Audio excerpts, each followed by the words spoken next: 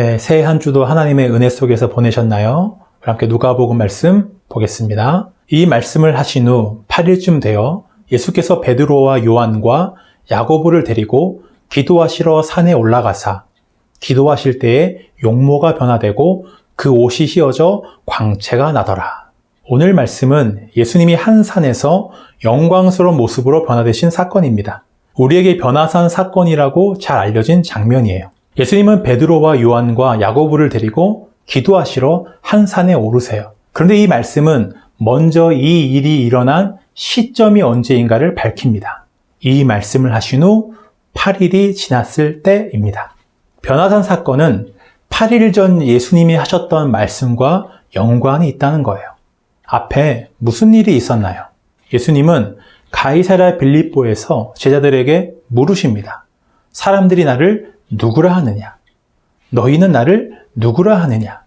사람들은 예수님을 세례 요한이나 엘리야와 같은 선지자 중에 한 명으로 생각하며 예수님에 대해 오해하고 있었어요. 예수님을 하나님의 그리스도라고 고백했던 제자들마저도 하나님의 그리스도이신 예수님이 이루실 하나님의 나라에 대해 잘 알지 못했어요.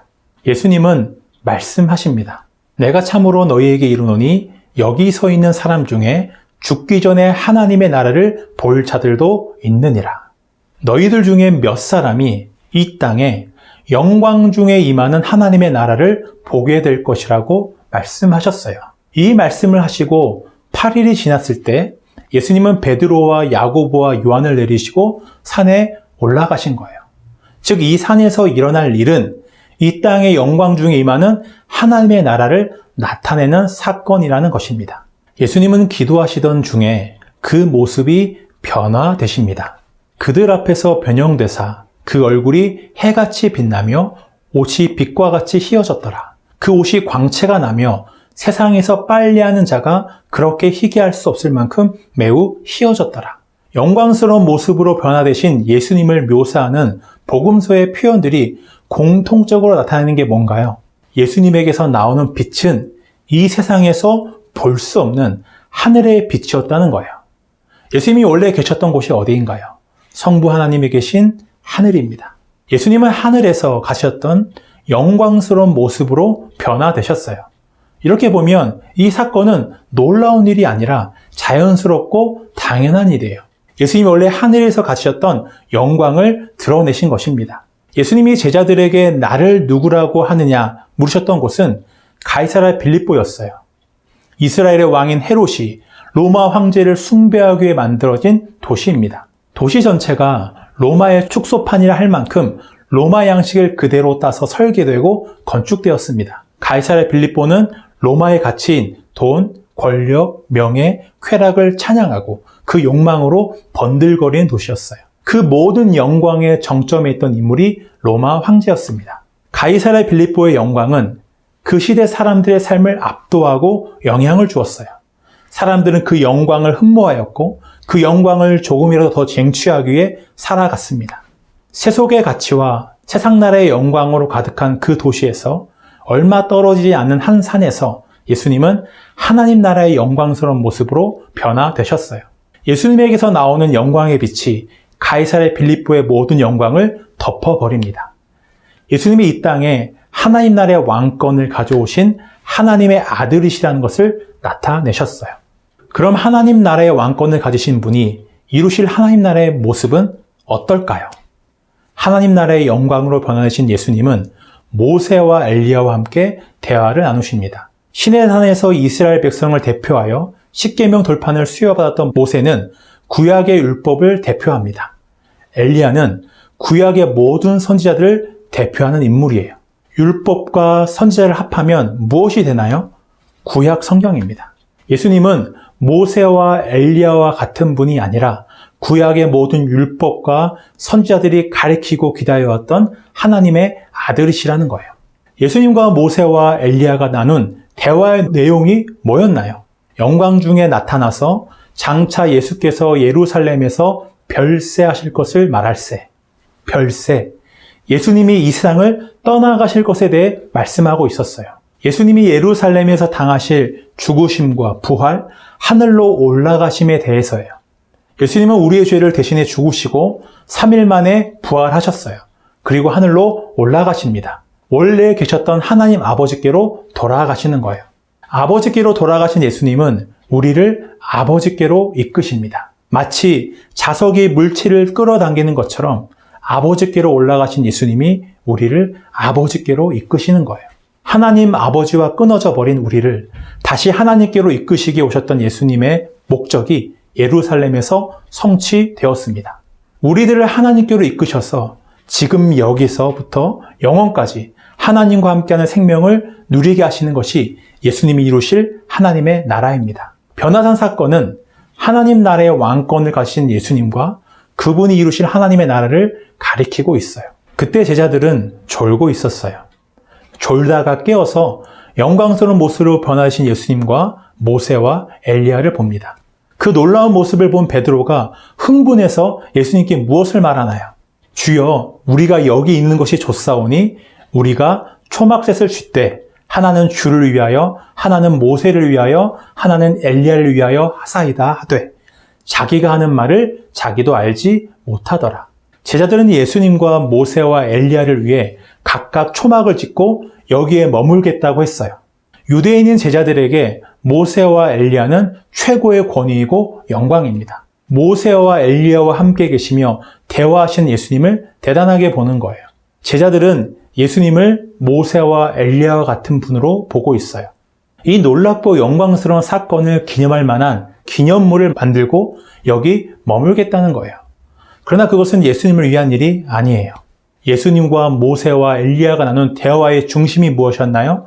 예수님이 예루살렘에서 이루실 일들이었어요. 그들은 여기에 초막을 짓고 머무는 것이 아니라 이 산에서 일어난 놀라운 사건이 가리키는 예루살렘으로 예수님과 함께 가야 했습니다. 자기가 하는 말을 자기도 알지 못하더라. 그들은 자신들이 본 이 놀라운 일들의 의미가 무엇인지, 자신들이 예수를 위해 해야 할 일이 무엇인지 알지 못했어요. 피상적인 현상에만 취해서 횡설수설하고 있었습니다. 그때 갑자기 구름이 일어나 거기 있는 모두를 덮어버렸어요. 성경에서 갑작스럽게 일어나는 구름은 하나님의 임재를 나타냅니다. 거룩한 하나님의 임재를 맞닥뜨리는 제자들은 두려워해요. 구름 가운데서 하나님의 음성이 들려옵니다. 이는 나의 아들, 곧 택함을 받은 자니 너희는 그의 말을 들으라 하고, 하나님의 음성이 직접 예수님이 세례 요한이나 다른 선지자와 같은 분이 아니라 이 땅에 인간의 몸을 입고 오신 하나님의 아들이심을 증명하고 있습니다. 하나님의 음성이 그치고 구름도 사라지고 모세와 엘리야도 그 자리에 없었어요. 그곳에는 오직 예수님만 보였습니다. 예수님이 나타내신 영광에 압도된 제자들은 아무 소리도 낼 수 없었어요. 영광스러운 모습으로 변화된 예수님의 모습, 구약의 대표인 모세와 엘리야, 하나님 아버지의 음성, 모든 것이 예수님의 영광을 나타내었습니다. 예수님이 이루실 하나님 나라의 일을 증명했어요. 그 시대의 사람들은 가이사랴 빌립보의 영광에 사로잡혀 있었어요. 예수님의 제자들도 마찬가지입니다. 제자들은 예수님이 이루실 하나님의 나라를 가이사랴 빌립보의 주인이 로마 황제에서 예수님으로 바뀌는 정도로 이해했어요. 예수님은 가이사랴 빌립보의 영광에 사로잡혀 있는 그 제자들이 하나님 나라의 영광이 무엇인지를 알기 바라셨어요. 그들을 산으로 데려가셨고 그들을 위해 기도하셨습니다. 무엇을 위해 기도하셨을까요? 제자들이 예수님이 가지신 영광을 보게 되기를 기도하신 거예요. 가이사랴 빌립보의 영광 대신에 하나님 나라의 영광이 그들을 사로잡길 바라셨어요. 가이사랴 빌립보의 영광은 사라지지 않았습니다. 이 시대에도 여전히 강력해요.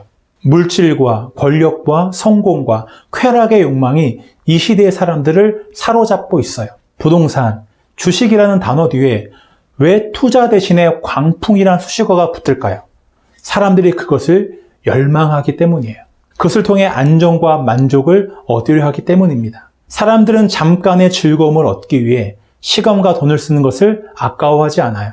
나를 사로잡고 있는 영광은 무엇인가요? 가이사랴 빌립보의 영광인가요?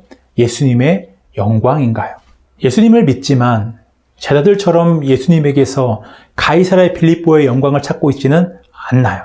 나에게 예수님은 어떤 분인가요? 나를 돕는 분인가요? 위로해 주신 분인가요? 충분하지 못해도 세상에서 우리는 나를 위한 도움과 위로를 얻을 수 있습니다. 예수님은 이 세상이 줄 수 없는 것을 주시는 분이에요. 예수님은 제자들의 시선을 가이사랴 빌립보에서 예루살렘으로 돌리셨어요. 그곳에 예수님은 죽으시고 부활하셔서 하늘에 오르셨습니다. 그리고 택하신 모든 사람들을 하나님께로 이끄셨어요. 하나님과 영원히 함께하는 하나님의 나라를 우리에게 주셨어요. 우리가 하나님의 자녀가 된 것은 예수님이 우리를 하나님께로 이끄셨기 때문입니다. 예수님은 세상이 줄 수 없는 것을 우리에게 주셨어요. 하나님을 우리에게 주셨습니다. 예수님은 제자들에게 하나님 나라의 영광을 보여주시기 위해 산으로 데려가셨어요. 하나님 나라의 왕권을 가지신 예수님의 영광스러운 모습을 제자들에게 보여주셨습니다. 지금 예수님은 우리를 어디로 데려가실까요? 변화산으로 데려가십니다. 우리가 예수님의 영광을 보게 하시기 위해 세상의 영광이 아닌 하나님 나라의 영광이 우리를 사로잡게 하시기 위해 우리를 변화산으로 데려가세요. 그것이 우리를 향해 가지신 예수님의 열망입니다. 그런데 우리에게는 이 열망이 잘 없어요. 예수님이 제자들을 산으로 데려가시고 그들이 영광 보기를 기도하실 때 제자들은 무엇을 했습니까? 졸고 있었어요. 제자들이 하나님 나라의 영광을 보기를 원하는 예수님의 열망이 제자들에게는 없었어요. 우리가 일상의 자리에서 하나님 나라의 영광을 구해야 한다는 것을 알고 있어요. 말씀과 기도와 순종의 자리에서 예수의 영광 보기를 구해야 한다는 것도 알고 있습니다. 그런데 왜 잘 안 되나요? 예수님의 영광 보기를 원하는 그 열망이 우리에게 없기 때문입니다. 그래서 우리도 깨어있지 못하고 졸고 있는 거예요. 일상에서 하나님 나라의 영광이 아닌 세상의 영광이 사로잡히고 예수님에게서 세상의 만족과 영광을 구하게 되는 것입니다. 예수님이 우리에게 가지신 그 열망이 우리에게도 있기를 원합니다. 예수님의 영광 보기를 구하세요. 우리가 있는 그 자리에서 예수님의 영광 보기를 구할 때 그곳은 예수님의 영광을 발견하는 변화산이 될 것입니다. 성령께서 세상의 모든 것보다도 아름다운 예수가 가진 영광의 빛을 우리에게 비추실 거예요. 그 빛이 우리의 생각과 영혼을 사로잡아 지금 여기서 하나님과 함께하는 생명을 누리게 하실 것입니다. 그것이 예수님을 따르는 성도의 삶입니다.